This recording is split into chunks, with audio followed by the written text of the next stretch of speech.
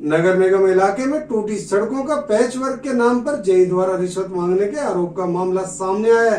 आरोपी जेई की CM window और नगर निगम कमिश्नर को लिखित शिकायत भी दी गई है।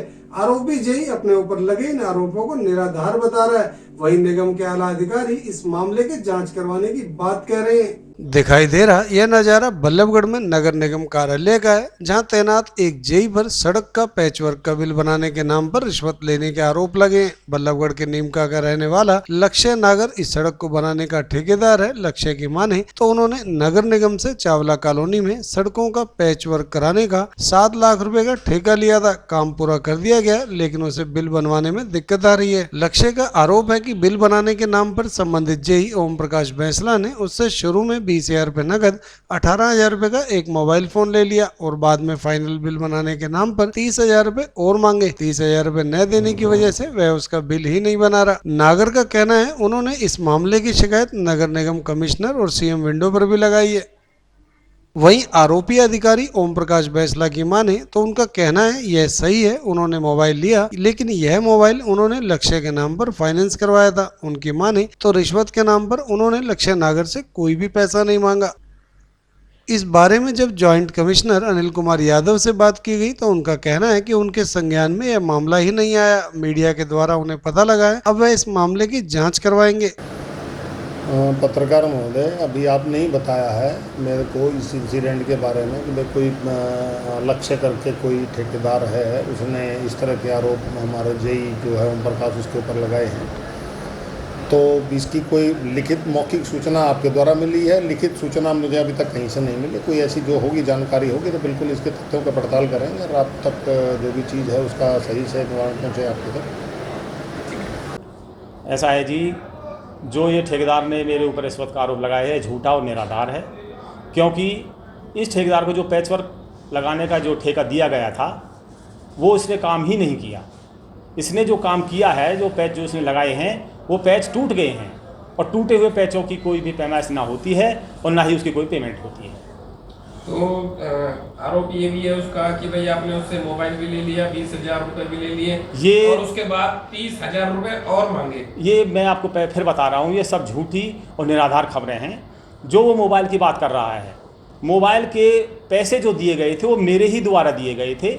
हाँ, इतना उन्होंने मेरे साथ में धोखा कर दिया। अब वो मोबाइल उन्होंने अपने नाम से खरीद लिया। उन्होंने ये कहा कि आप जैसा पैसे हमें दे दो और ये पैसे हम यूज़ कर लेंगे और आपको हम मोबाइल दे देंगे।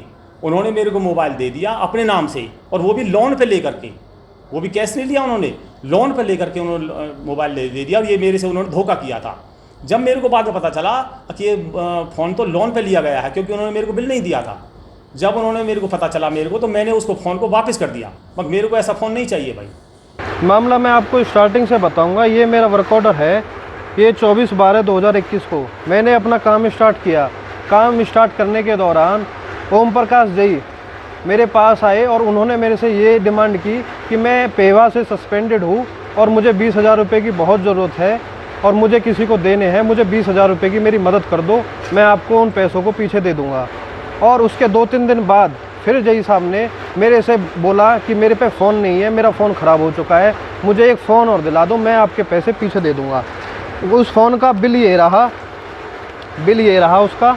और बिल के दौरान उसने, जब मैंने अपना काम 1 महीने के अंदर कंप्लीट कर दिया, कंप्लीट होने के दौरान मैंने जेई साहब से बोला कि भाई आप मेरी पैमाइश कर दो और मेरा बिल चढ़ा दो। तो जेई साहब ने मेरे से 30,000 रुपये की डिमांड और की कि मुझे 30,000 रुपये और चाहिए। मैंने जब जेई साहब से ये पूछा कि आपको 30,000 रुपये क्यों चाहिए, तो जेई साहब ने बोला कि ये मुझे रिश्वत तौर पे चाहिए और मैं इन 30,000 रुपये में तेरी MB में और तेरी पैमाइश बढ़ा दूंगा, तो मुझे 30,000 रुपये दे दो। मैंने जेई साहब से स्पष्ट शब्दों में मना कर दिया कि मुझे गलत काम नहीं कराना, जो मेरी जायज़ पैमाइश है वो मेरे को मेरी पैमाइश जायज़ ही दे दो।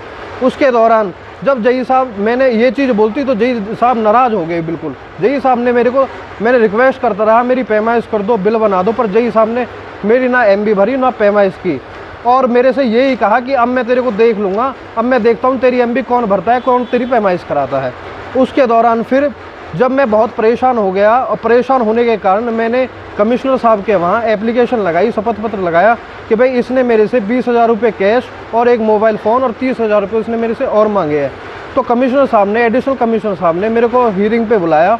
हीयरिंग पे बुलाने के दौरान इंद्रजीत जी ने ओम प्रकाश जी से पूछा कि भाई आपने इनकी एमबी और पेमेंट्स क्यों नहीं की। उन्होंने जवाब दिया कि भाई अभी काम नहीं हुआ है। नुक आपने इनकी पेमेंट्स की है जो आप ये कह रहे हो? आप भगवान तो थोड़ी ना हो जो आपको ये पता होगा कि भाई आपने इन्होंने काम किया है नहीं किया है। उस दौरान फिर कमिश्नर साहब ने, एडिशनल कमिश्नर साहब ने इनको धमकाया, बोला कि इसकी पैमाइश कर। पैमाइश के बाद इन्होंने, देखो मैं आपको दिखाऊंगा, इसमें इन्होंने अधूरी पैमाइश की है। ये देखो इसकी इसने लंबाई चौड़ाई ले ली है और गहराई नहीं ली। और गहराई के लिए इसने बोला है कि तू किसी का फ़ोन करा ले, मेरे ऊपर बड़े बड़े नेताओं का, बड़े बड़े अधिकारियों का हाथ है, मैं किसी से डरता नहीं हूँ, मैं अब भी तेरा आधा ही काम करूँगा। और मेरी गहराई नहीं ली। और मैंने जो सुना था नगर निगम के बारे में वो सही सुना था कि यहाँ पे भ्रष्ट अधिकारी है और इनके खिलाफ कोई कार्रवाई नहीं होती है। अच्छा, आप मुख्यमंत्री और सीएम विंडो पे और विजिलेंस में भी शिकायत करने की कह रहे थे, क्या करते? मैंने सीएम विंडो में करी और मैंने जो सीएम विंडो 13 तारीख को लगाई उसका भी अब कल 1 महीना हो जाएगा, उसका कोई रिस्पॉन्स नहीं है मेरे पास। कोई रिस्पॉन्स नहीं? किसी अधिकारी का कोई फ़ोन नहीं आया कि भाई आप कि इसके खिलाफ कोई कार्रवाई हुई है, कोई कार्रवाई नहीं हुई। इसने जो बात कही थी कि मेरे ऊपर बड़े बड़े नेताओं का, अधिकारियों का हाथ है, वो स्पष्ट रूप से दिख रहा है कि मेरी जो कंप्लेंट थी मैं उससे संतुष्ट नहीं हूँ।